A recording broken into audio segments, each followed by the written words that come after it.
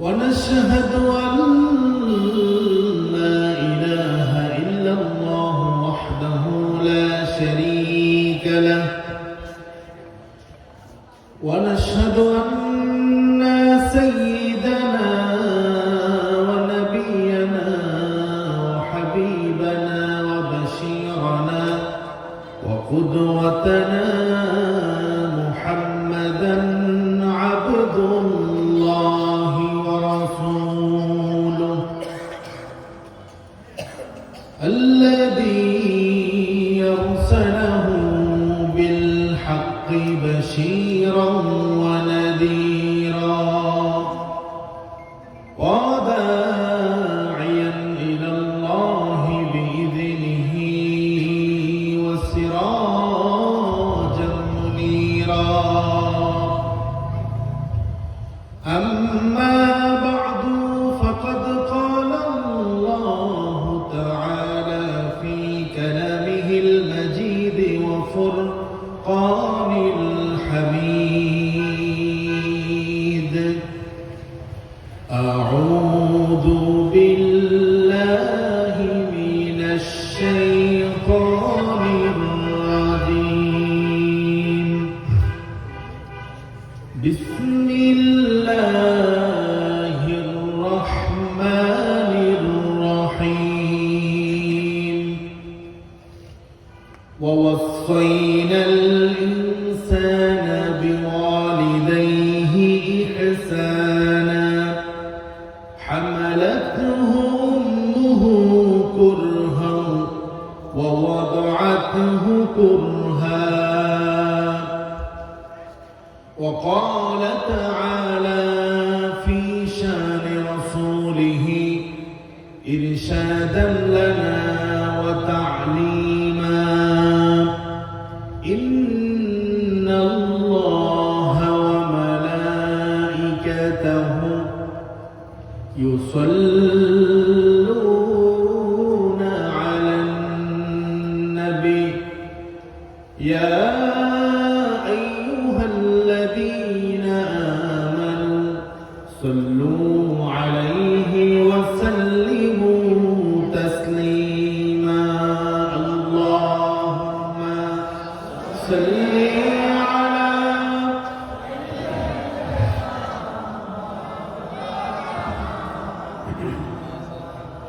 وعلى آل سيدنا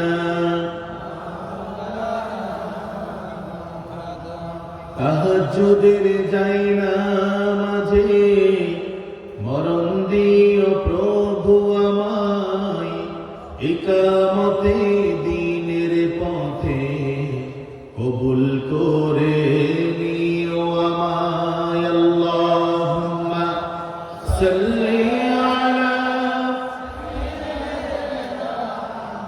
মাওলানা মুহাম্মদ ওয়া আলা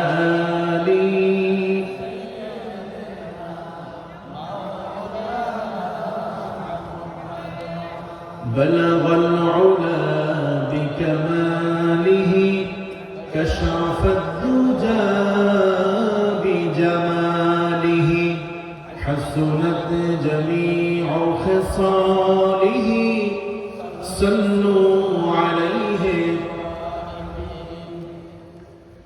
আমাকে শহীদ করে সেই মিছিলে শামিল করে নিও আমাকে শহীদ করে সেই মিছিলে শামিল করে নিও যেই মিছিলের নেতা আমির হামজা খোবাইব খাবা তোমার ছিল যারা অতি প্রিয় শামিল করে নিও আমাকে শহীদ করে সেই মিছিলে শামিল করে নিও বলেন আমিন।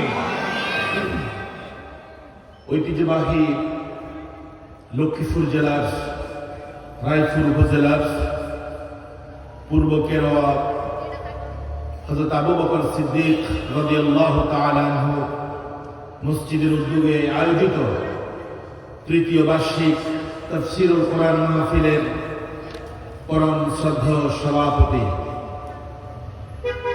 এই প্রোগ্রামে সভাপতি হিসেবে থাকার কথা ছিল অত্র মসজিদের স্বনামধন্য সভা প্রতিষ্ঠাতা জনাব মোহাম্মদ আলহাজ সুলাইমান হাওলাদার সাহেব। তিনি অসুস্থ থাকায় আজকের মাহফিলে সভাপতিত্ব করছেন আমাদের সকলের প্রিয় ব্যক্তিত্ব, বিশিষ্ট আলেম দ্বীন, আমাদের বাড়ির পাশেই এনায়েত ফোর্স মাদ্রাসার যিনি সুপার হিসেবে দায়িত্ব পালন করছেন প্রিয় ভাই মাওলানা হারুন রশিদ সাহেব। আজকের এই মাহফিলের যিনি সার্বিক তত্ত্বাবধানে রয়েছেন আমাদের সকলের একান্ত প্রিয় ভাই, মানবিক মানুষ, সমাজসেবক জনাব মোহাম্মদ শিবলু পাটোয়ারি সাহেব। আজকের এই মাহফিলে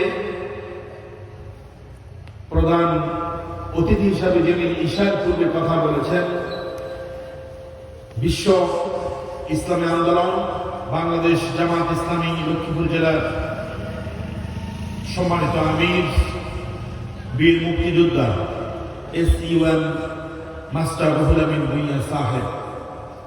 আজকের এই মাহফিলে অনেক বিশেষ অতিথিবৃন্দ রয়েছেন। আমরা সবার জন্য দোয়া করছি, আল্লাহ যেন সবাইকে কবুল করেন, বলেন আমিন। আলোচনা করেছেন বিশিষ্ট আলেম দ্বীন, তরুণ উদীয়মান আলোচক, আমার একান্ত প্রিয় ভাই, মাদক জুয়া গান বাজনার ভয়াবহতা সম্পর্কে কথা বলেছেন রায়পুর জামে মসজিদের সম্মানিত খতিব হাফেজ মাওলানা আসাদুজ্জামান সাহেব। কথা বলেছেন আমার আরেকজন প্রিয় ভাই, বিশিষ্ট আলেম দ্বীন, মুফাসসির কোরআন মাওলানা আনোয়ার হোসেন সাহেব। আরো অনেক উলামায়ে কেরাম এখানে কথা বলেছেন। আমার পরে কথা বলবেন বিশিষ্ট ইসলামী চিন্তাবিদ, মুফাসসির কোরআন করিম ইবনে করিম মাওলানা এনামুল হক শাফি সাহেবের সুযোগ্য সাহেবজাদা মাওলানা নাসির ইকবাল বিন শাফি। গত 4 দিন আগে ওনার বাবা ইন্তেকাল করেছেন, ইন্না লিল্লাহি ওয়া ইন্না ইলাইহি রাজিউন। অনেক বারাক্রান্ত হৃদয় নিয়ে তিনি মাহফিলে রওনা করেছেন। আল্লাহ যেন সঠিক সময়ে আমাদের মাঝে এসে পৌঁছার তৌফিক দান করেন, আমরা বলছি আমিন। বাহিরে এখনো যারা আছেন, তাফসীর শুরু করার পূর্বে আমি অনুরোধ করছি আপনারা প্যান্ডেলে চলে আসেন। সম্মানিত হাজিরিন, প্রিয় মুসল্লিয়ানে কেরাম, আজকের এই মাহফিলে আসতে পেরে আপনারা খুশি না বেজার? সবাই বলেন না খুশি না বেজার? আসার যিনি তৌফিক দিয়েছেন তিনি কে? আরো জোরে বলতে হবে, তিনি কে? আল্লাহর নাম বলতে কি আপনাদের ভয় হয়? জোরে কোন আসার তৌফিক দিয়েছেন কে?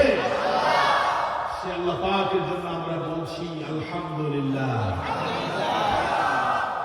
ইকুটা কমাই দিতে হবে, ইকু কমাই আর রিবার তো ইকু কমাই দাও। আসার তৌফিক দিলেন কে?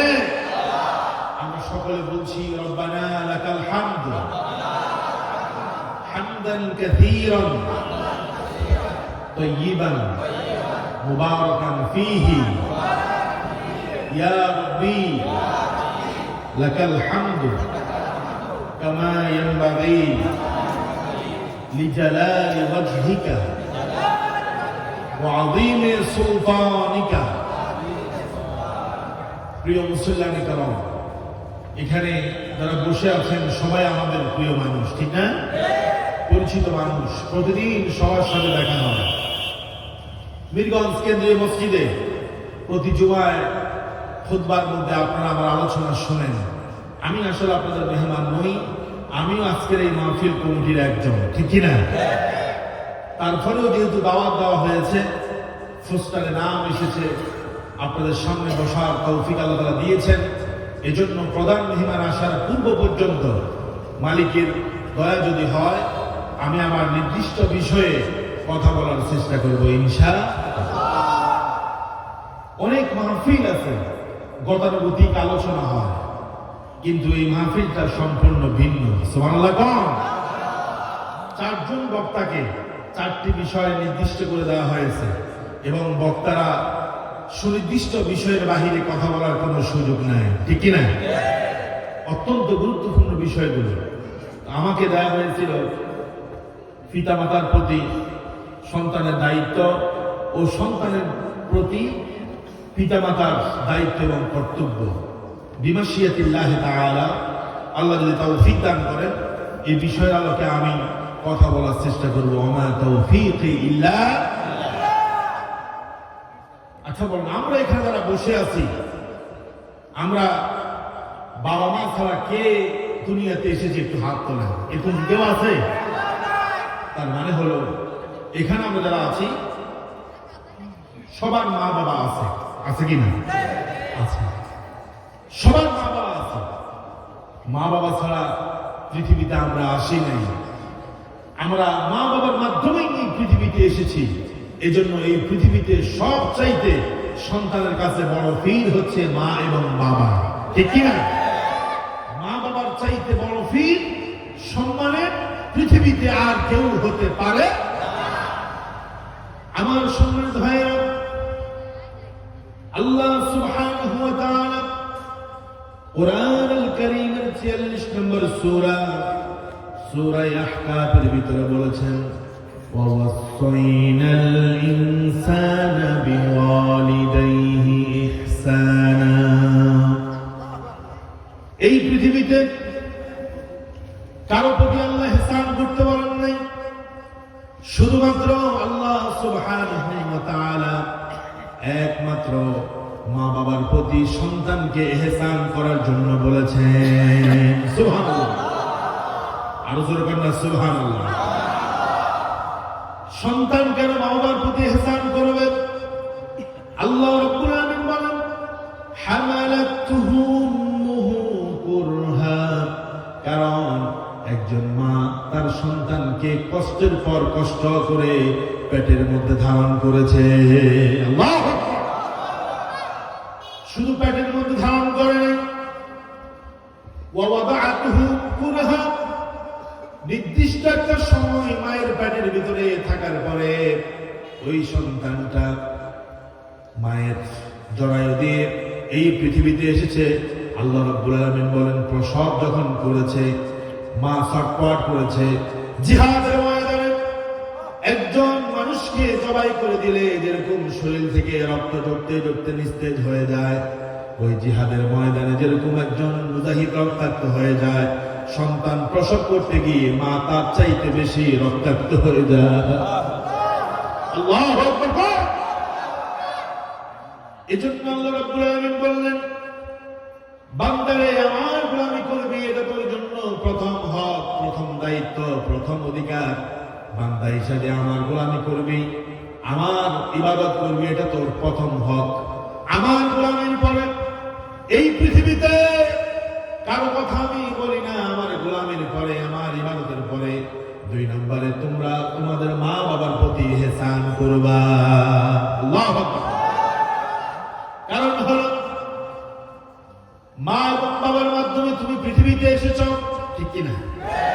নাকি অন্য মাধ্যমে এসেছো? অন্য মাধ্যমে আমরা আসি না। আল্লাহ পাক বলেন, বান্দারে কেমনে তুমি বানাইছি মায়ের গর্ভের ভিতরে। শুন, সুম্মা খালাকনান নুতফাতা আলাকাতান ফাখালাকনাল আলাকাতা মুদগা ফাখালাকনাল মুদগাতা ইযামা ফাকাসাউনাল ইযামা লাহমা। আল্লাহু আকবার। আল্লাহ পাক বলেন, তিল তিল করে তোকে মায়ের পেটে আমি বড় করেছি। পিতার পৃষ্ঠদেশ থেকে এবং মায়ের পাজর থেকে যে পানি নির্গত হয়, ওই পানি দিয়ে, নুতফা দিয়ে, শুক্রাণু দিয়ে আমি আল্লাহ রাব্বুল আলামিন তোমার সৃষ্টি শুরু করেছি। আল্লাহু আকবার। এই শুক্রাণু নুতফাকে আল্লাহ পাক বলেন মুদগা। এই শুক্রাণুকে আমি আল্লাহ রাব্বুল আলামিন রক্তপিণ্ডতে পরিণত করলাম। কিছুদিন পরে রক্তপিণ্ডকে আমি আল্লাহ রাব্বুল আলামিন গোশতের টুকরাতে পরিণত করলাম। গোশতকে আবার হাড় বানালাম, ফাকাসাউনা আল-ইযামা লাহমা, কিছুদিন পরে হাড়ের উপরে আমি আবার সুন্দর করে গোশত দিয়ে, এত সুন্দর করে প্রলেপ দিয়ে আমি তোমাকে বানালাম। আল্লাহ রাব্বুল আলামিন বলেন, সুম্মা আনশা'নাহু খালকান আখার, অন্যান্য জাতির চাইতে আমি আল্লাহ তোমাকে ভিন্ন করে সৃষ্টি করেছি। কি চমৎকার করে মায়ের পেটে আল্লাহ পাক আমাদেরকে বানালেন। এরপর আল্লাহ পাক বলেন, সুম্মা নুখরিজুকুম তিফলা, তোমার যখন দুনিয়াতে আসার সময় হয়েছে, তোমাকে আমি মায়ের গর্ভ থেকে দুনিয়াতে নিয়ে এসেছি। আল্লাহু আকবার। মেডিকেল সায়েন্স বলে মায়ের পেটের ভিতরে জায়গা হলো 8 থেকে 10 ইঞ্চি, কিন্তু একটা সন্তান 8 থেকে 10 ইঞ্চি হয় না, তার চাইতে বড় হয়। আল্লাহ পাক বলেন, মায়ের পেটের ভিতরে যখন সন্তান আসে, আল্লাহ রাব্বুল আলামিন কুদরতিভাবে সন্তান কিভাবে থাকবে, কিভাবে পেটের ভিতরে থাকবে, কিভাবে খাবার খাবে, আল্লাহ রাব্বুল আলামিন বলেন, আমি আরশ আজিম থেকে সবকিছুর ব্যবস্থা করি। আমার ভাইরা, এত কষ্ট করে একজন মা সন্তানকে ধারণ করে, লালন করে, বাবা মাথার গান পায়ে ফেলে সন্তানের জন্য উপার্জন করে। এজন্য আল্লাহ রাব্বুল আলামিন বলেন, ওয়াসাইনাল ইনসানা, আমি মানুষকে ওসিয়ত করতেছি, নসিহত করতেছি, আমি উপদেশ দিচ্ছি। কি উপদেশ? ইহসানা, আমি মানুষকে ওসিয়ত করতেছি যেন তারা তাদের পিতামাতার প্রতি ইহসান করে, দয়া করে। খবরদার, কশিন কালো মা বাবার মনে কষ্ট দেওয়া যাবে না। মুফাসসিরিনে কেরাম ইহসান শব্দের 9টি তাফসীর করেছেন। কয়টা? সবাই বলেন না, কয়টা? আল্লাহ যে বলেছে ইহসান করার জন্য, ইহসান মানে কি? ইহসান মানে হলো, 1 নম্বর তাফসীর হলো, মা বাবার সাথে সুন্দর ভাষায় কথা বলতে হবে। কশিন কালেও কখনো মা বাবাকে ধমক দিয়ে কথা বলা যাবে না। কিন্তু আমাদের সমাজের মধ্যে দেখেন, একটু থেকে একটু ব্যস্তম হলে মা বাবাকে ধমক দিয়ে কথা বলে, এরকম সন্তান মনে হয় নাই? এই সমাজে নাই?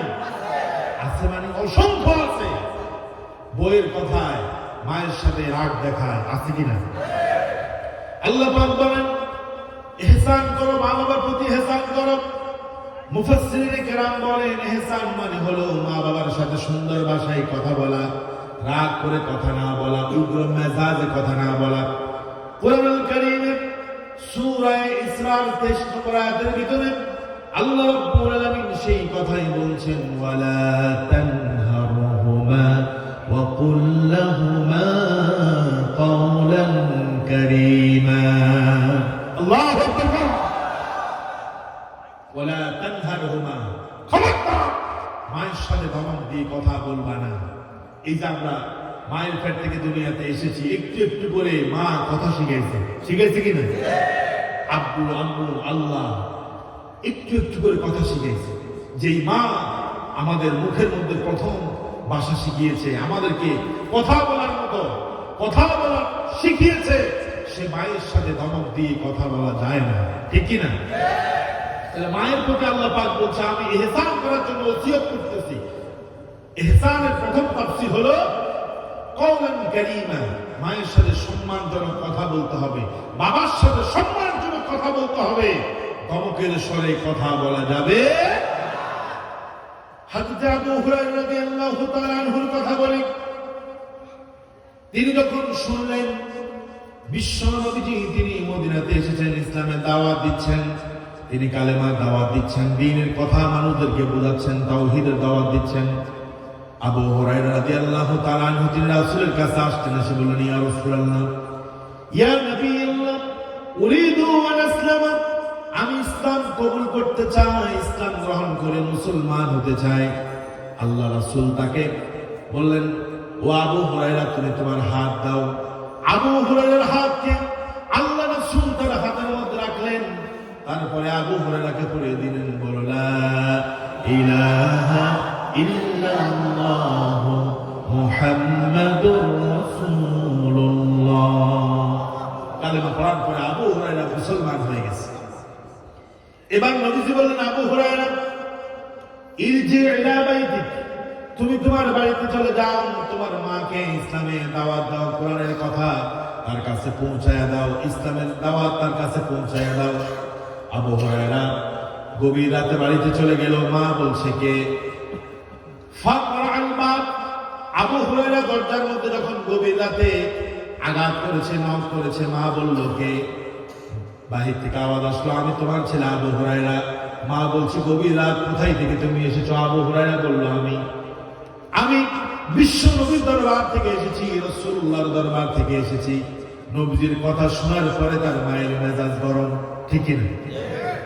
এখনো দেখবেন কিছু মানুষ আছে হুজুরদের কথা, আলেম ওলামাদের কথা শুনলে মেজাজ গরম হয়, ঠিক না? ইসলামী আন্দোলনের কথা শুনলে ওটার মেজাজ গরম হয়, ঠিক না? এবং আমি তো শুনেছি এরকম হয়েছে বিভিন্ন মাহফিলে, তারা বলে দিয়েছে যে এখনকার মাহফিলে যাওয়া যাবে না, ঠিক না? কারণ হুজুররা দিন কায়েমের কথা বলে, ইসলামের কথা বলে, ওখানে গেলে পরে তোমরা ওদের দলে ঢুকে যায়, বা এই জন্য ওখানে যাওয়া দরকার নাই, ঠিক না? এই কথা শোনার পরে আমার একটা কথা মনে হয়ে গেল।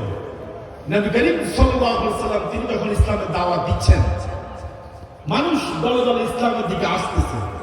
আবু জাহাল, আবু লাহাব চিন্তা করলো, সবাই যদি মুহাম্মদের কথায় মুসলমান হয়ে যায় তাহলে আমাদের কি হবে?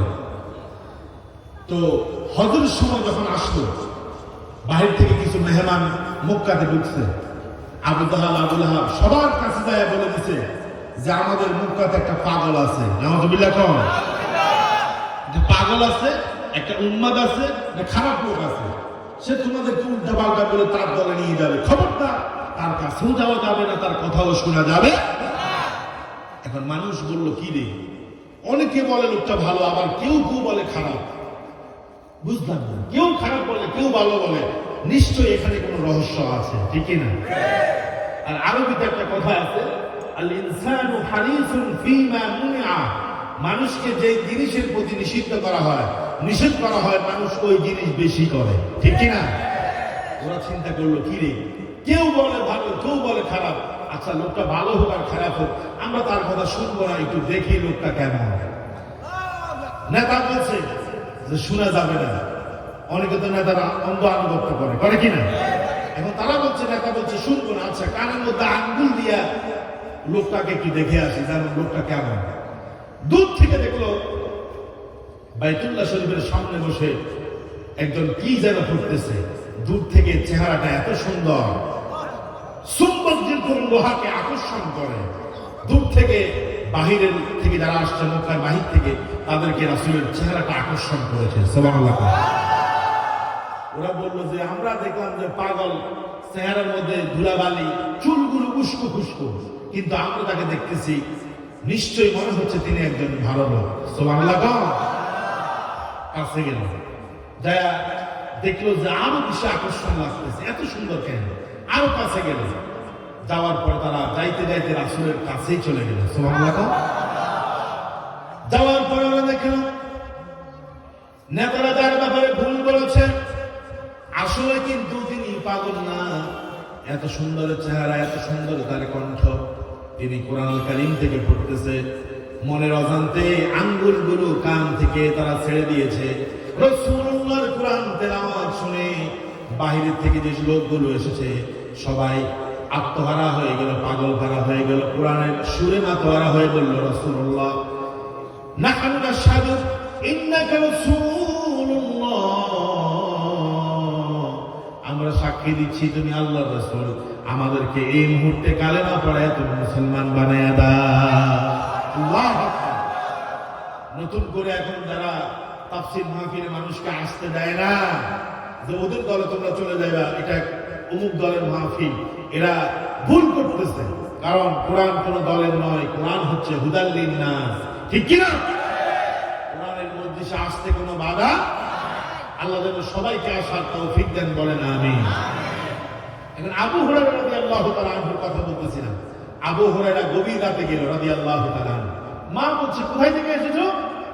আবু হুরায়রা রাদিয়াল্লাহু তাআলা আনহু তিনি মায়ের সাথে গরম দেখায় কথা বললেন না, মেজাজটাকে ঠান্ডা রাখলেন। মা মুশরিকা নরম সুরে কথা বলছে, মা আমি রাসূলের দরবার থেকে এসেছি। রাসূলুল্লাহর কথা শোনার পরে আবু হুরায়রা রাদিয়াল্লাহু তাআলা আনহু মেজাজটা হারিয়ে ফেললেন। মেজাজটা গরম করে বললেন, তুমি কেন রাসূলের দরবারে গেছো, মুহাম্মদের দরবারে কেন গেছো? এটা বলে আবু হুরায়রা রাদিয়াল্লাহু তাআলা আনহুকে মারতে শুরু করে দিল। এমন সদর মারল, আল্লাহর কসম, আবু হুরায়রা রাদিয়াল্লাহু তাআলা আনহু মায়ের সাথে দুর্ব্যবহার করলেন না, বরং তিনি রাসূলুল্লাহর কাছে চলে আসছেন। এসে বললেন, ইয়া রাসূলুল্লাহ, উম্মি দরাবানি, আমার মা আমারে মেরেছে ইয়া রাসূলুল্লাহ। রাসূল আপনি দেখেন শরীরের বিভিন্ন জায়গায় আঘাতের চিহ্ন দেখা যায়। নবীজি বললেন, আবু হুরায়রা, তুমি ঈমানের জন্য মার খেয়েছো, দ্বীনের জন্য মার খেয়েছো, তুমি কি তোমার মায়ের সাথে কটু ভাষায় কথা বলেছো কিনা? আবু হুরায়রা বললেন, ইয়া রাসূলুল্লাহ, ওগো আল্লাহর নবী, আমি আমার মায়ের সাথে রাগ করে কথা বলি নাই, মেজাজ গরম করে কথা বলি নাই, বরং আমার মা মুশরিকা, তিনি আমাকে মেরেছেন।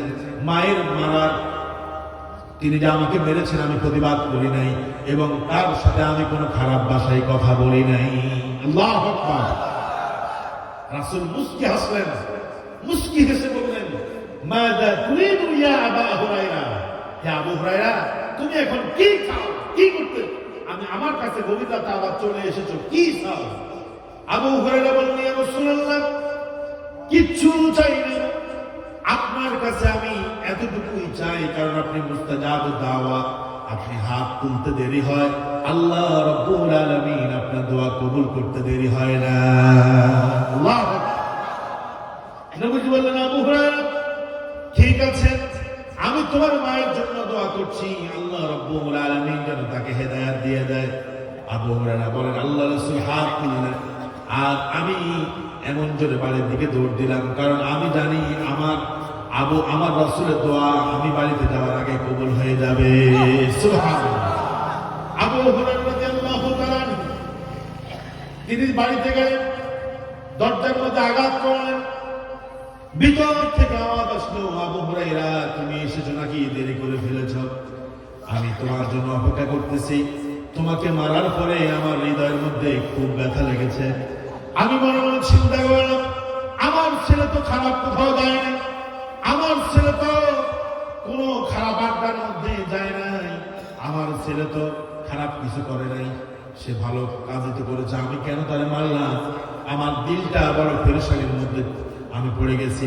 আবু হুরায়রা, আমি গোসল করেছি, পরিষ্কার পরিচ্ছন্ন হয়েছি, পাক পবিত্র হয়েছে, আবু হুরায়রা, দেরি করো না, এখনই আমাকে বিশ্ব নবীর কাছে তুমি নিয়ে চলো। আল্লাহু আকবার। মুহাদ্দিসিনে কেরাম বলেছেন, আবু হুরায়রা, তার মা তাকে মেরেছে, তিনি যদি মায়ের গায়ের দিকে যেতেন, মায়ের সাথে খারাপ ব্যবহার করতেন, মা সেদিন ইসলাম কবুল করতো অথবা করতো না। এই জন্য মা মারতে পারবে, মা আঘাত করতে পারবে, মাকে কটু কথা বলা যাবে না, উল্টো আঘাত করা যাবে না, ঠিক কিনা? বিভিন্ন সময় পত্রিকাতে আপনারা পড়েন, গত কয়েকদিন আগে আপনারা শুনেছেন, সন্তান নিজের মাকে হত্যা করেছে, বুঝছে না?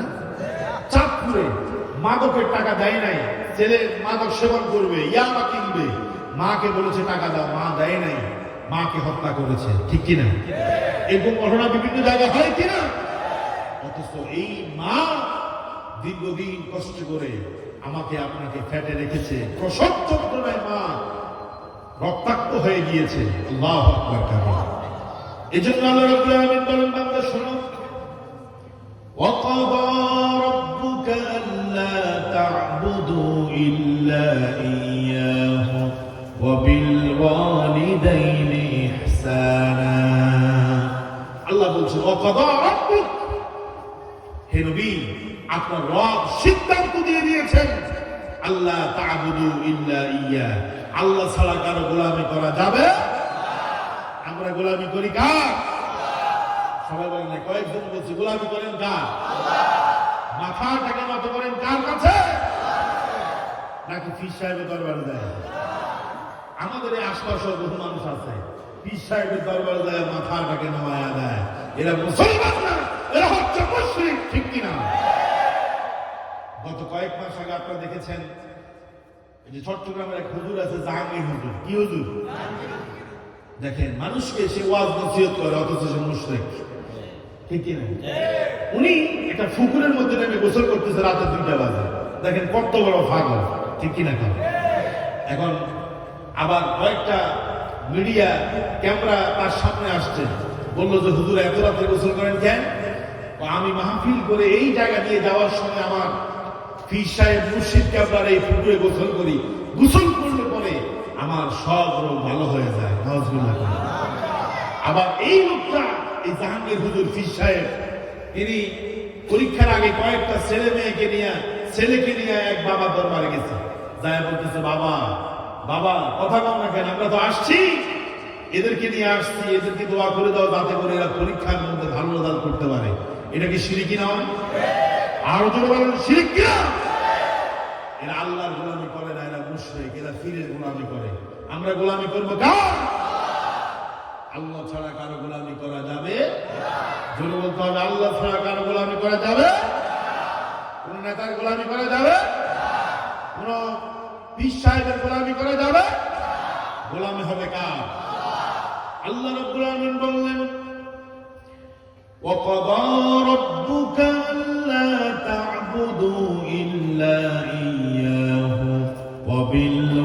وَبِالْوَالِدَيْنِ إِحْسَانًا। বান্দা, আমি সিদ্ধান্ত দিয়ে দিয়েছি আমি ছাড়া আর কারো গোলামি করা যাবে। এবার দেখেন, এবার বলেন যে আল্লাহর পরে দ্বিতীয় নম্বরে কে আছে? মা বাবা না, রাসূল এটা ভিন্ন। মানে আল্লাহ হক আদায়ের পরে দ্বিতীয় নম্বর আল্লাহ বলেছেন অবিল ওয়ালিদাইনি ইহসানা, মা বাবার প্রতি ইহসান করো। সুবহানাল্লাহ বলেন। তাহলে ইহসানের প্রথম তাফসীর কি বলছি? ভুলে যেতে হবে না, মনে রাখতে হবে। প্রথম তাফসীর কি? মা বাবার সাথে নরম ভাষায় বিনয়ের সাথে কথা বলতে হবে। মা বাবার সাথে ধমকের স্বরে কথা বলা যাবে না। 2 নম্বর তাফসীর হলো ইহসানের 2 নম্বর ব্যাখ্যা হলো আল ইনফাকু লাহুমা, মা বাবার জন্য ব্যয় করা। আপনারা ব্যয় করেননি? সবাই বলেন না ব্যয় করেন কিনা? এক ডাক্তার সাহেব তিনি বললেন আমি আমার মা যখন জীবিত ছিল তার জন্য প্রতি মাসে 10,000 টাকা করে ব্যয় করতাম। কত হাজার টাকা? মা যখন মারা গেল তখন আমি এই 10,000 টাকা একটা এতিমখানায় দিয়ে দিয়েছি। কেন? কারণ আমার মা তো এখন জীবিত নাই, বাবা তো এখন জীবিত নাই। মা বাবার জন্য যেটা আমি খরচ করতাম ওটা আমি এতিমখানায় দিয়ে দিয়েছি। আল্লাহু আকবার। এই জন্য আমি বলি মা বাবার জন্য খরচ করা এটাকে ব্যয় বলে না, বরং এটা হচ্ছে সৌভাগ্য। যদি বলেন এটা কি? বহু ছেলে আছে ভাগ করে, কি ভাগ? 3 জন ছেলে। তো এখন বড় মিয়ার ঘরে 10 দিন, মেজো মিয়ার ঘরে 10 দিন, ছোট মিয়ার ঘরে 10 দিন, ঠিক কিনা? কিন্তু দেখেন এই ছোটবেলায় এই 3 জন সন্তান, 5 জন সন্তান, 10 জন সন্তান মা একাই লালন পালন করেছে, ভাগ করে নাই, ঠিক কিনা বলে? এই জন্য আমি বলি মায়ের ছোট্ট পেটের ভিতরে আমাদের জায়গা হয়েছে, কিন্তু আমাদের প্লাট আমাদের বাড়িতে এখন মায়ের জায়গা হয় না, ঠিক কিনা বলে? বাংলাদেশের ঢাকাতে অনেকগুলো বৃদ্ধাশ্রম আছে, ওল্ড হোম আছে। আপনি যায় দেখবেন সেখানের মধ্যে একসময় ইঞ্জিনিয়ার ছিল, প্রকৌশলী ছিল, অ্যাডভোকেট ছিল, জজ ছিল, বড় মাপের অফিসার ছিল। এখন তিনি ওই বৃদ্ধাশ্রমের মধ্যে দিন রাত কাটাচ্ছে, কাউকে দেখে না, ঠিক কিনা বলে? এগুলা কিন্তু একসময় বাংলাদেশে ছিল না, এগুলা ইউরোপ, আমেরিকা, মিডল ইস্টের বিভিন্ন জায়গায় ছিল। কদিন পরে দেখবেন যে আপনাদের লক্ষ্মীপুর জেলার ভিতরেও ওল্ড হোম থাকবে, সেখানে হয়তো ভাগ্য খারাপ হলে আমি আর আপনি অনেকেই থাকতে পারি, ঠিক কিনা বলেন? কথা কন না কেন, ঠিক কিনা? হয়ে যাবে। অবাস্তবের কিচ্ছু নাই, কারণ দিন যত যাচ্ছে তত আমাদের থেকে মানবতা চলে যাচ্ছে, ঠিক কিনা বলেন? এই যে সিলেটের এক বড় লোক, অনেক কোটি টাকার মালিক, তার মা মারা গেছে, তাকে ফোন দেওয়া হয়েছে তোমার মা মারা গেছে, লন্ডনে থাকে। সে বলছে আমার ব্যস্ততা অনেক বেশি, আমি আসতে পারবো না। কয়েক হাজার টাকা সে পাঠিয়ে দিয়েছে ব্যাংকের মাধ্যমে, বলছে যা লাগে ব্যাংক থেকে খরচ করে তোমরা কাফন দাফন করো, আমি এক সময় আসবো। ইন্না লিল্লাহ বলবেন না? এরপরে সিলেটের আঞ্জুমানে মুফিদুল ইসলাম নামে একটা সংগঠন আছে, এরা মানবতার কাজগুলো করে। এরা কি করলো? তারা নিজেদের খরচে কাফন করে এরপরে ওই মাইয়েতের যে কাফন দাফন সারিয়ে দিয়েছে। তাইলে বলেন, এই যে কোটি টাকার মালিক হয়েছে, সন্তানকে ব্যারিস্টার বানিয়েছে, জজ বানিয়েছে, অনেক বড় বিত্তশালী বানিয়েছে, কিন্তু মৃত্যুর সময় মাকে দেখলো না, মায়ের কবরের পাশে এসে দাঁড়ালো না, এরকম সন্তান যারা জন্ম দিয়েছে, আমি বলি যে এরা ব্যর্থ মা বাবা। ঠিক কিনা বলে? আমার ভাইয়েরা, মা বাবার সাথে ইহসান করার জন্য আল্লাহ বলেছেন। মুফাসসিরিনে কেরাম বলেন, মা বাবার সাথে ইহসান করার মানে হলো, এই পৃথিবীতে কোনো সন্তান যদি কোনো খরচ করে, তাহলে সর্বপ্রথম খরচ করবে তার মা বাবার জন্য। আল্লাহু আকবার। শ্বশুর বাড়িতে যাওয়ার সময় বাজারের বড় কাতলা মাছ যেটা ওটা নেয়, ঠিক কিনা? আর কথা বলে না, ঠিক আছে? কিন্তু বাবা যদি বলে, ছেলেকে যদি বাবা বলে আমার 500 টাকা লাগবে, বলে যে বাংতি নাই, অথবা এখন দিতে পারতেছি না, পরে, এরকম আছে কিনা? আর যেরকম আছে কিনা? কারণ তুমি শ্বশুর বাড়িতে বড় কাতলা মাছ, রুই মাছটা নিলা, এরপরে বাড়িতে তোমার বাবা 500 টাকা চেয়েছে, তোমার কাছে নাই, এরকম ঘটনা আমাদের এদিকে নাই মনে হয়। কথা বল না, আছে কিনা? আল্লাহ রাব্বুল আলামিন সূরা বাকারার 215 নম্বর আয়াতে রাসূলকে বললেন, ইয়াসআলুনাকা মাযা ইউনফিকুন কুল মা আনফাকতুম মিন খায়রিন ফালিল ওয়ালিদাইনি ওয়াল আকরাবিন। জোরে বলেন আল্লাহু আকবার। না আরো জোরে বলতে হবে, বলেন আল্লাহু আকবার। আমি কি কোরআনের বাইরে কোনো কথা বলতেছি? জোরে বলেন আল্লাহু আকবার। কারণ আমাদের আলোচনাগুলোকে অনেকে বলে রাজনীতিক আলোচনা, তা আমি বলি কোরআনের রাজনীতি আছে, ঠিক কিনা? আমরা তোমাদের মতো কথা রাজনীতি করি না, আমরা রাজনীতি করি কোরআনের রাজনীতি, ঠিক কিনা? আল্লাহ পাক বলছেন ইহসান করো মানে কি? তোমার মা এবং বাবার জন্য খরচ করো। রাসূলকে আল্লাহ পাক বলতেছে, হে রাসূল, ইয়াসআলুনাকা, মানুষরা আপনাকে জিজ্ঞাসা করবে, প্রশ্ন করবে, মাযা ইউনফিকুন, আমরা আমাদের টাকা পয়সা ধন সম্পদ কোথায় ব্যয় করব? আল্লাহ পাক বলছেন, রাসূল আপনি মানুষদেরকে বলে দেন, কুল মা আনফাকতুম মিন খায়রিন ফালিল ওয়ালিদাইন। এখানে খায়রুন মানে হলো উত্তম না, খায়রুন শব্দের তাফসীর হলো সম্পদ। আল্লাহু আকবার। এমনি খায়রুন মানে ভালো, উত্তম, কিন্তু এই আয়াতের তাফসীরের মধ্যে খায়রুন মানে হলো সম্পদ। আল্লাহ পাক বলছে, তোমরা তোমাদের যে সম্পদ আছে, টাকা পয়সা আছে, এটা যদি খরচ করতেই হয়, তাহলে প্রথমে খরচ করবা তোমার বাবা মায়ের জন্য। আল্লাহু আকবার। বাবাকে শীতের সিজনে একটা কম্বল কিনে দেয় না, মাকে একটা সোয়েটার কিনে দেয় না, কখনো বাবার মুখে এক টুকরা আপেল তুলে দিতে পারে নাই, মায়ের মুখে একটা আনার ফল তুলে দিতে পারে নাই। অথচ অনেকে দেখা যায় পীরের দরবারে লক্ষ লক্ষ টাকা দেয়, ঠিক কিনা? যেরকম ঠিক কিনা? আমাদের দেশে বহু আছে, এই যে আপনি, আমি নাম বলবো না, বিভিন্ন দরবারে যায় দেখেন গরু আর গরু, কি অথবা কি, আমি নাম বলবো না। তো এক দরবারের মুরিদ আরেক দরবারের মুরিদকে বলতেছে, কয় যে আমাদের বাবার দরবারে যত গরু আর ছাগল যায়, তোদের দরবারে এত মানুষও নেই। ওর কথা কয় না, আমাদের দরবারে যত গরু আর ছাগল যায়, তোদের দরবারে এত মানুষও। এখন এক ফিরের মুরিদ আরেক ফিরের মুরিদকে বলতেছে, এখন ওই ফিরের মুরিদ বলতেছে, শুন, তোরাও এত মানুষ, এটাও বাকি কি করে বুঝি, গরু আর ছাগল যেটা, তোরাও গরু ছাগল, আসলে সব মিলে তো আমাদের থেকে বেশিই হবে, ঠিক কিনা বলে? আপনি এখন বলেন না যে মাহফিলের জন্য 500 টাকা দেন, ওটা বলবে যে না আমার কাছে তো নাই, এই অজুহাত সেই অজুহাত, ঠিক কিনা বলেন? মসজিদের বেতন দেয় না 3 বছর, 30 টাকা বেতন ধরছে মসজিদের, 3 বছর দেয় না, অথচ মাজারের জন্য গরু কোনটা বড় ওটা দেয়। আস্তে কথা কান কেন, ঠিক কিনা? মায়ের বাবার জন্য খরচ করতে পারে না, পীরের দরবারে গরু দেয়, ছাগল দেয়, হাতি ঘোড়া কত কিছু দেয়, অথচ মা বাবার জন্য জীবনে খরচ করতে পারে না, এরকম সন্তানও পৃথিবীতে আছে, ঠিক কিনা? আমার ভাইয়েরা, ইহসান করার মানে হলো খাবার লাগবে, মা রাখতে হবে, পোশাক লাগবে, মা বাবার জন্য পোশাকের ব্যবস্থা করতে হবে, থাকার জন্য মা এবং বাবার থাকার জন্য উত্তম ব্যবস্থা করতে হবে, চিকিৎসার প্রয়োজন, চিকিৎসা করতে হবে। দেখা যায় নিজের কোনো অসুখ হলে বার্ডেন হাসপাতালে চলে যায়, আর মা অসুস্থ হলে লক্ষ্মীপুর সদর হাসপাতালে নিয়ে কোন রকম ফ্লোরিং এর মধ্যে নিয়ে রাখে, আছে কিনা? চিন্তা করো বান্ধব, আমরা যখন ছোট ছিলাম গভীর অতীতে কান্নার শব্দে মায়ের ঘুম ভেঙে গেল, মা আর ঘুমায় না, আমরা পেশাব করেছি, পায়খানা করেছি, মা পেশাবের জায়গায় নিজে শুয়ে আমাদেরকে শুকনার উপরে রেখেছে। আল্লাহ আর দুর্গন্ধ, আল্লাহ এরকম কি হয় নাই? আপনি পেশাব করেছেন, পেশাবের মধ্যে মা নিজে শুয়েছে, আপনাকে শুকনো জায়গার ভিতরে রেখেছে, আপনি কষ্ট করেন নাই, মা কষ্ট করেছে। মা যখন আপনাকে পেটের মধ্যে রেখেছে, আপনি লাথি দিয়েছেন, উষ্ঠা দিয়েছেন, মা চিৎকার দিয়ে চোখের পানি বের করে ফেলেছে, কাউকে বুঝতে দেয় না।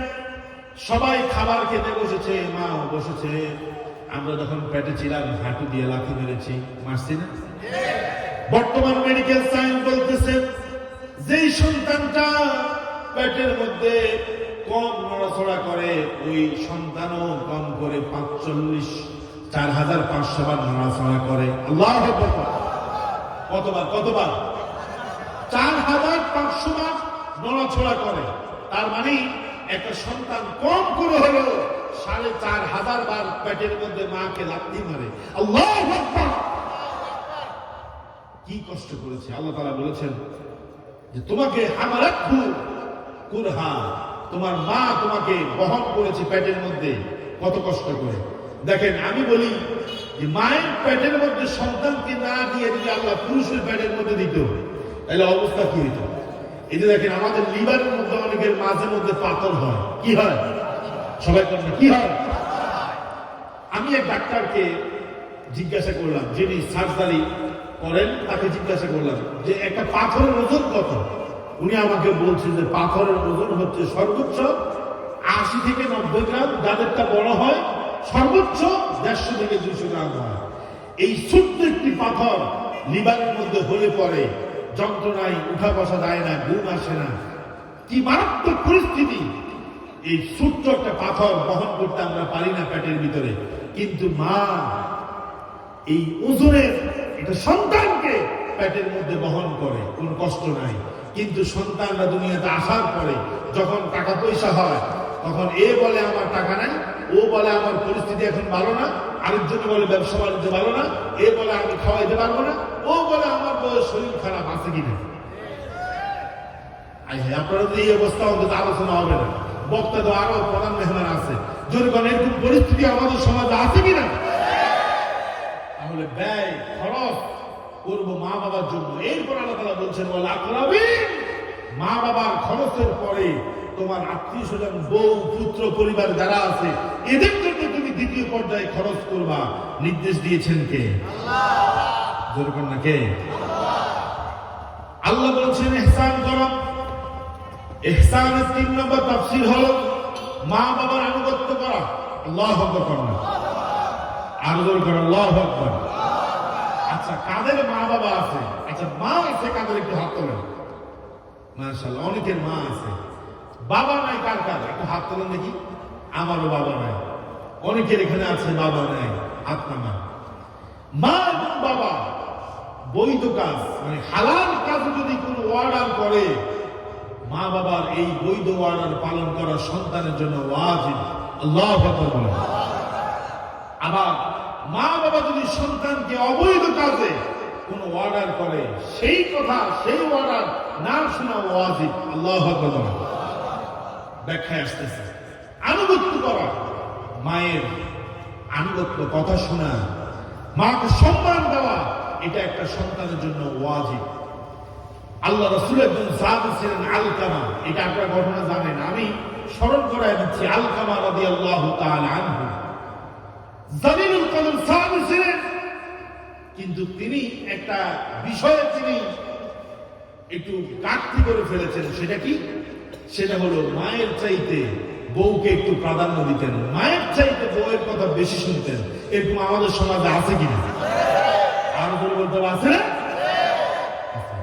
ওই যে একটা অফিসের মধ্যে অফিসার, সে বইয়ের কথা খুব বেশি শুনে, বউ যা বলে তাই করে, বইয়ের কথায় উঠে বইয়ের কথায় বসে। এরকম আমাদের সমাজের মধ্যে আছে, থাকতে হয়, নাহলে বিপদ আছে, ঠিক কিনা? এখন অফিসার চিন্তা করছে, আচ্ছা আমি শুধু বইয়ের কথা শুনি, সবাই আমার শুধু লজ্জা দেয় যে উনি বইয়ের কথা শুনে বেশি, বইয়ের কথা ছাড়া নড়েও না সরেও না। আচ্ছা আমি দেখি আমাদের অফিসের মধ্যে যারা আছে কলিগ, এরা বইয়ের কথা কয়েকজনে শুনে কয়েকজনে শুনে না। তিনি অফিসের সব কলিগদেরকে রাখছেন, ডেকে বলছে, আচ্ছা তোমাদের মধ্যে কে কে বইয়ের কথায় উঠো আর বসো, আর কে কে বইয়ের কথায় উঠো উঠবস করো না, তারা এক পাশে যাও, আর যারা শুনো তারা এক পাশে যাও। এখন তিনি দেখলেন বইয়ের কথায় উঠে আর বসে এরকমই সংখ্যা বেশি। ধরেন 10 জনের মধ্যে 9 জনই, 10 জনের মধ্যে কয়জন? সবাই কর নাই, 10 জনের মধ্যে কয়জন?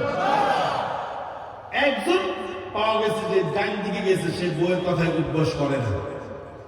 এবার অফিসার চিন্তা করছে, খাইছে 10 জনের মধ্যে 9 জনই বইয়ের কথায় উঠবস করে, একজন করে না। এবার তিনি বলতেছেন, তোমাকে সেলুট দিতেছি, তুমি এদের চাইতে ভিন্ন। আরে না, আমার বউ বলছে যে এইদিকে মানুষ বেশি, ওইদিকে যেন আমি না যাই। কথা বোঝা যাচ্ছে না? এখন অফিসার বলতেছে, খাইছে, ওরা কি বইয়ের কথা উঠবস করে, এটা তো আরো খারাপ, ঠিক কিনা? এরকম আছে না? বউ বলছে তোমার মা বুড়া হয়ে গেছে, সেবা যত্ন করতে পারবো না, যাও তার মেয়ের বাসায় রেখে আসো। এখন ছেলেও মেয়ের বাসায় রেখে আসছে, ঠিক কিনা? বলছে তোমার মা ঝামেলা করে, গন্ডগোল, ভোর রাত্রে উঠে পানি গরম করে দিতে হয় ওদের জন্য, এরপরে খাবার খাওয়াইয়া দিতে হয়, এরপরে পেশাব পায়খানা দায়িত্ব আমাকে নিতে হয়, আমি পারবো না, বৃদ্ধাশ্রমে রেখে আসো। ছেলে বইয়ের কথা এত বেশি শুনে বইয়ের কথায় মাকে বৃদ্ধাশ্রমে রেখে আসছে। এরকম সন্তান আছে কিনা? আবার আরেকটাও আছে, যেই ছেলে বইয়ের কথা উদ্বস করে, ওই ছেলেকে মা দেখতে পারে না, কিন্তু আবার জাল যারা আছে ঘরের আশপাশে এদেরকে বলে যে আমার জামা একটা পাইছি। কথা বলে না? ওই যে আমরা রফিকুল্লাহ আফসারি বলে যে আমি ওই শারমিনের জামাই, জামা একটা পাইছি, একেবারে সোনার টুকরা জামাই। আমার মেয়ে যা বলে তাই শুনে, মেয়ে যা করতে বলে তাই করে, মেয়ের কথা ছাড়া উঠা বসা করে। শারমিনের জামা একটা পাইছি, খুব ভালো, আমি শারমিনের জামা খুব ভালো, কিন্তু আমার ছেলে কি একটা বলো, বউ যেটা বলে সেটাই করে, বউয়ের কথা ছাড়া উদ্বাস করে না। মানে নিজের ছেলে করলে ভালো না, মেয়ের জামাই করলে ভালো। এরকম আছে কিনা? আরো জোর করে আছে না? আমার ভাইয়েরা, মা বাবা যতদিন থাকে মনে করতে হবে নিয়ামত আল্লাহর পক্ষ থেকে নিয়ামত। মা বাবা যতদিন আছে মনে করতে হবে আপনার ঘরের মধ্যে আল্লাহর জান্নাত আছে। আল্লাহু আকবার। ওগো মা তুমি এই ধরনের শ্রেষ্ঠ নিয়ামত, তোমারই পদ তলে রয়েছে জান্নাত, ঠিক কি না? ওগো মা তুমি এই ধরনের শ্রেষ্ঠ নিয়ামত, তোমারই পদ তলে রয়েছে জান্নাত। আল্লাহু আকবার। কত রহমত, কত বরকত। যার ঘরে মা আছে তার ঘরটা যেন জান্নাতের একটা টুকরা। সুবহানাল্লাহ। আলকামা রাদিয়াল্লাহু তাআলা আনহু মায়ের চাইতে বউকে প্রাধান্য দিতেন। এটা আল্লাহর কাছে ভালো লাগে নাই, কারণ আল্লাহ পাক বলছেন মায়ের প্রতি ইহসান করো, দয়া করো। যখন বউয়ের মার চাইতে বউকে বড় করলো, বউয়ের আনুগত্য শুরু করে দিল, আল্লাহর কাছে ভালো লাগলো না। আলকামা রাদিয়াল্লাহু তাআলা আনহু মৃত্যুর সময় যখন জমি আসলো, তার জবান দিয়ে কালেমা নসিব হচ্ছে না। আশপাশে অনেকে তাকে কালেমার তালকিন দিচ্ছে, কিন্তু তার জবান দিয়ে কালেমা বের হচ্ছে না। নবীজির কাছে খবর চলে গেল, ইয়া রাসূলুল্লাহ, আপনার একজন সাহাবী, জলিলুল কদর সাহাবী আলকামা, বুজুর্গ সাহাবী, মৃত্যুর সময় মুখ দিয়ে কালেমা বের হয় না। কারণ যার মুখ দিয়ে কালেমা বের হবে না, সে কখনো আল্লাহর জান্নাতে প্রবেশ করতে পারবে না। নবীজি বলেছেন, মান কানা আখিরু কালামুহু লা ইলাহা ইল্লাল্লাহ, যে কথা হবে লা ইলাহা ইল্লাল্লাহ, ওই ব্যক্তি আল্লাহ রাব্বুল আলামিনের জান্নাতে প্রবেশ করবে। সুবহানাল্লাহ। আলকামার জবান দিয়ে কালেমা বের হয় না, তিনি জিহ্বা নাড়তেছে কিন্তু কালেমা বের হয় না। নবী করিম সাল্লাল্লাহু আলাইহি সাল্লাম যখন খবর শুনলেন, ফাসারা রাসূলুল্লাহ সাল্লাল্লাহু আলাইহি ওয়াসাল্লাম, আল্লাহ রাসূল খুব দ্রুত আলকামার বাড়িতে আসলেন। রাসূল নিজে কালেমার তালকিন দিচ্ছে, আলকামাকে কালেমার তালকিন দিচ্ছে বিশ্ব নবী মুহাম্মদুর রাসূলুল্লাহ সাল্লাল্লাহু আলাইহি সাল্লাম, কিন্তু আলকামার জবান দিয়ে কালেমা বের। এজন্য আমি বলি, নামাজ, রোজা, ইসলাম, ঈমান যদি না থাকে তাহলে মক্কা শরীফের ইমাম সাহেব দিয়ে জানাজা পড়াইলেও লাভ হবে না। ঈমান যদি মজবুত থাকে, ঈমান যদি মজবুত থাকে, মসজিদের খাদেম সাহেব তিনি যদি জানাজা পড়ান, আল্লাহ রাব্বুল আলামিন তারপরে তাকে জান্নাতে প্রবেশ করাবে। ঠিক কি না? এখন দেখেন, আলকামাকে রাসূল কালেমা তালকিন দিচ্ছেন, কালেমা নসিব হচ্ছে না। ঠিক কি না? এখন রাসূল তো তার কাছে ওহী নাযিল হয়, ইলহাম হয়, তিনি বুঝলেন যে ঘটনা একটা প্যাস খাইছে। কারণ এই পৃথিবীতে নগদ কিছু দোয়া, বদদোয়া কাজে লাগে। তারা হচ্ছে মা বাবা। সুবহানাল্লাহ কোন না? ওই যে বাইতুল্লাহ শরীফের একজন ইমাম ছিলেন, তাকে একবার সাংবাদিকরা প্রশ্ন করছে যে আপনি যে ইমাম হয়েছেন কার দোয়ার বরকতে, বা ঘটনাটা একটু বলেন। তিনি বলল, আমার মা, একদিন আমি মাকে কষ্ট দিয়েছি, মা আমাকে বদদোয়া দেন নাই, রাগ করে আমাকে বলছে আল্লাহ তোরে কাবা শরীফের ইমাম বানাক। আল্লাহু আকবার। আর আমাদের দেশের মহিলারা সন্তানকে তখন বদদোয়া দেয়, কি কয়, ওগুলো কি বলা যাবে এখানে? কারণ এই মাইকের আওয়াজ অনেক দূরে যাচ্ছে। আমার দেশের মা এবং বাবাদের দায়িত্ব, সেটাও নিয়ে আমি কথা বলবো যদি সময় পাই। তাদেরও দায়িত্ব আছে।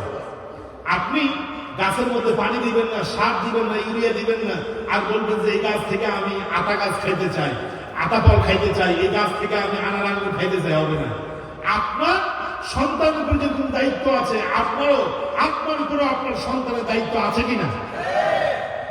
এখন আলকামা অনেক বড় বুজুর্গ সাহাবী, কালেমা নসিব হচ্ছে না। রাসূল বলছে আমি ঘটনা বুঝে গেছি, মাকে ডাকা। আলকামার মাকে ডাকা হলো। নবীজি বললেন, ও মা, আপনি সত্য করে বলেন আপনার ছেলে আলকামা আপনার সাথে কোনো খারাপ আচরণ করছে নাকি? আলকামার মা বলল, কোনো কথা বলে না, চুপ। রাসূল তাকে আবারও জিজ্ঞাসা করলেন, কথা বলে না। তৃতীয়বার রাসূল বলছেন, ও মা, আপনার সন্তান আলকামা আপনার সাথে দুর্ব্যবহার করছে নাকি? আলকামার মা তিনি বললেন, আমার সন্তান আমার সাথে ভালো ব্যবহার করে, কিন্তু সমস্যা হলো আমার চাইতে তার বউকে বেশি প্রাধান্য দেয়, আমার আনুগত্য করে না, বউ আনুগত্য করে, বউ যা বলে সেটাই সঠিক। রাসূলুল্লাহ বললেন, মা, আপনার সন্তান মৃত্যু সজ্জায় মুমূর্ষু অবস্থায় আছে, আপনি তাকে মাফ করে দেন। আলকামার মা বলল, আমি আলকামাকে মাফ করব না। নবীজি চিন্তা করলেন, মা যদি মাফ না করে দেয় তাহলে আলকামার জবান দিয়ে কালেমা নসিব হবে না, কালেমা ছাড়াই সে দুনিয়া থেকে বিদায় হয়ে যাবে। এবার রাসূল বলছেন, কালেমা পড়া ছাড়া যদি দুনিয়া থেকে বিদায় হয় তাহলে নিশ্চিত সে জাহান্নামী, তাহলে আমি তাকে আগুন দিয়ে পুড়িয়ে দেব। আল্লাহ রাসূল বলছেন, আমার সাহাবীরা কাঠ লাকড়ি সংগ্রহ করো, আলকামাকে আমি জ্বালায় দেব। যখন আলকামাকে জ্বালিয়ে দেওয়ার কথা উঠল, মা তার রহমত, তার দয়া, তার মায়া এত বেশি, মা বলল, ইয়া রাসূলুল্লাহ, আমার আলকামাকে আগুন দিয়ে পুড়িয়ে দেওয়া দরকার নাই, আমার আলকামাকে আমি মা হিসেবে ক্ষমা করে দিয়েছি।